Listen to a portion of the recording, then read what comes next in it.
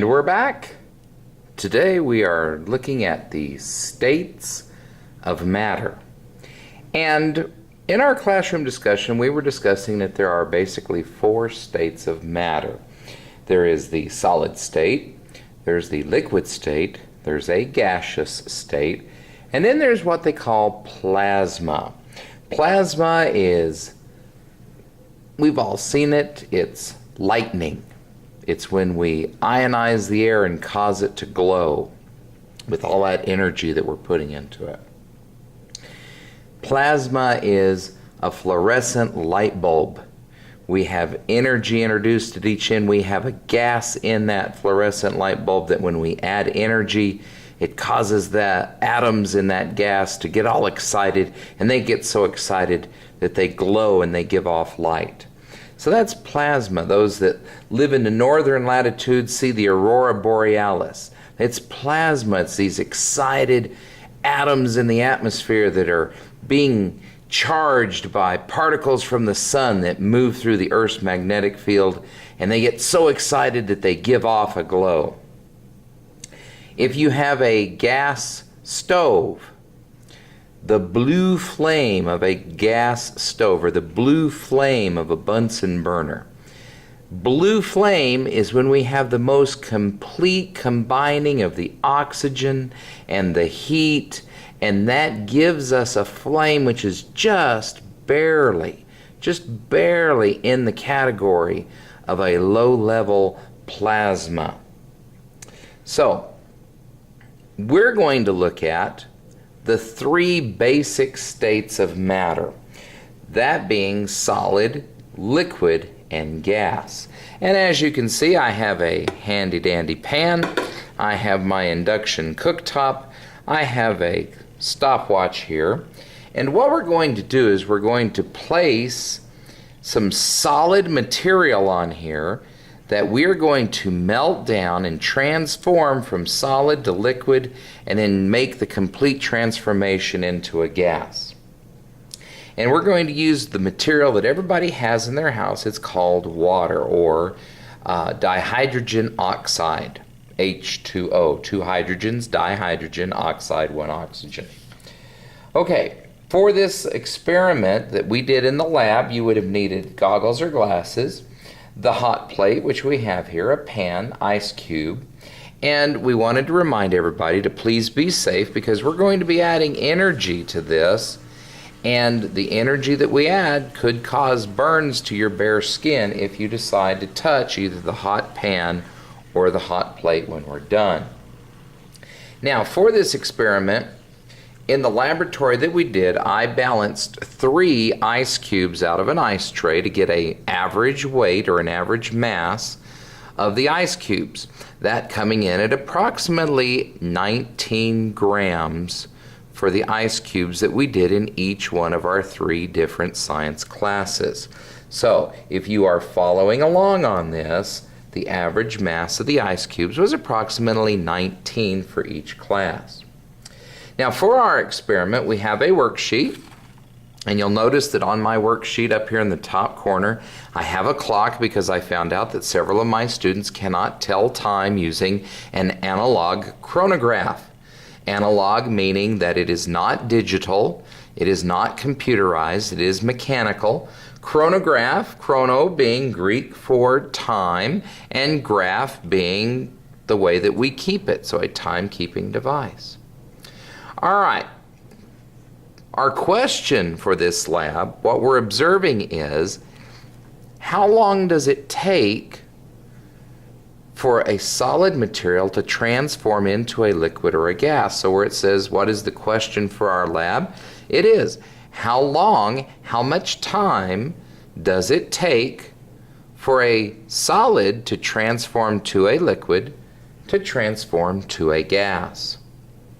The next question is, what is our hypothesis? Well, if you'll remember in the scientific method, once we've made an observation and we've asked a question, we need to kind of think to ourselves, well, what do I think is going to happen? And so for our hypothesis, 2 of our 3 classes agreed on a hypothesis that it will take less than 10 minutes for solid water with medium heat, medium energy being applied to transform from solid to liquid to gas. And let's just take a little side note here. If I had a way of measuring the energy input, we would be more specific. However, on our older hot plates with the coils and on this new precision induction cooktop, really all we have are the measurements of low, medium, and high. And so we chose medium because it was in the middle there. So we will be choosing medium heat. In this case, this tells us that it's approximately 275 degrees Fahrenheit. We've recorded the mass of the 3 ice cubes. The average was approximately 19 grams. It asks, is our heating unit set to medium? It was, so we circle Y here. And we're going to wait 1 minute before we start. So I'm going to do this without starting our stopwatch, but I am going to wait 1 minute for this to heat up.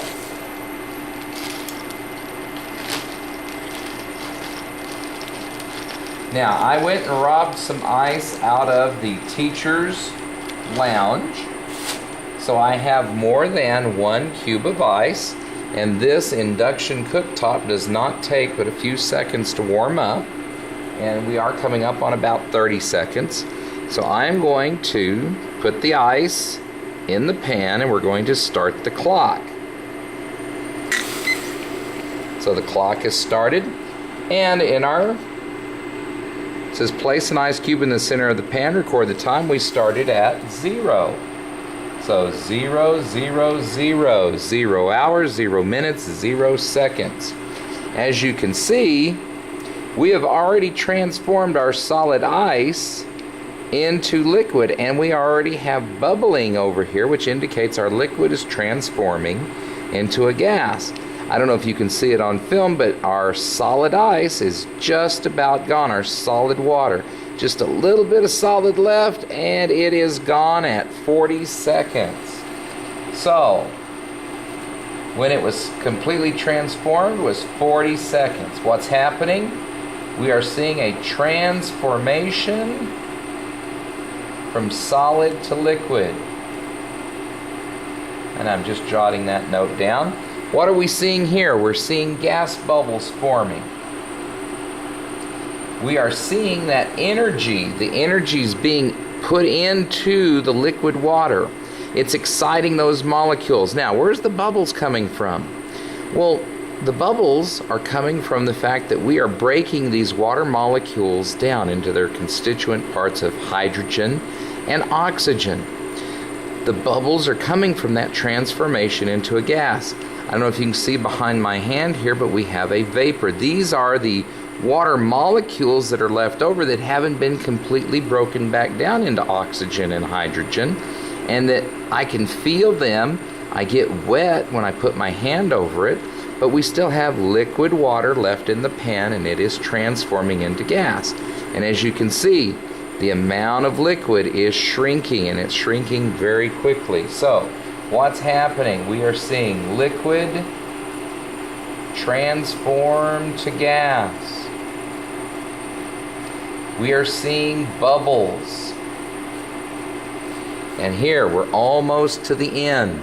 Almost done with our transformation. We've taken approximately 20 grams of solid liquid or solid water, and we are transforming it into a liquid.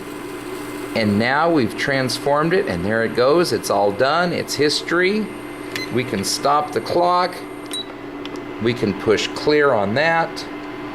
And we went from a liquid to a gas in 2 minutes and 31 seconds.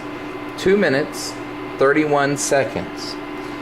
Now, recording our observation, what if anything remains? In our other pans, we had a white crystalline powder, and if I had my other cooktop here, you would see this. But as you can see, there is a staining on the pan. Well, the pan was clean when we put the ice in. So where did this staining, where did this material come from? So what, if anything, remains? There's some type of solid residue remaining. That solid residue, if we had to describe it, most of our students describe that solid residue as a white, powdery residue. Now, just so you know, here in southeastern New Mexico, especially where we live and go to school here at Dexter, New Mexico, our water is pumped from groundwater, from aquifers or layers of water within the surface of the earth.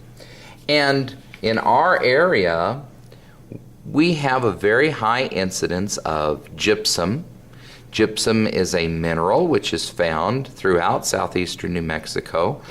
There's several road cuts near Dexter and Roswell where, if you look at it, there are white streaks. The white streaks are gypsum. We also have limestone, which is very high in calcium. So there is some calcium in our water that causes old-fashioned iron and steel pipes to plug up over the years as the calcium builds up as it's carried in the water. So this residue, while it was unexpected, it wasn't anticipated as we transformed from the solid to the liquid to the gas, we did find that there was something left. Perfectly harmless, doesn't cause any problems to people unless it's concentrated way too much. But for most of us, our body uses part of it and expels the rest. And so, we have now concluded, excuse me, our laboratory on the states of matter.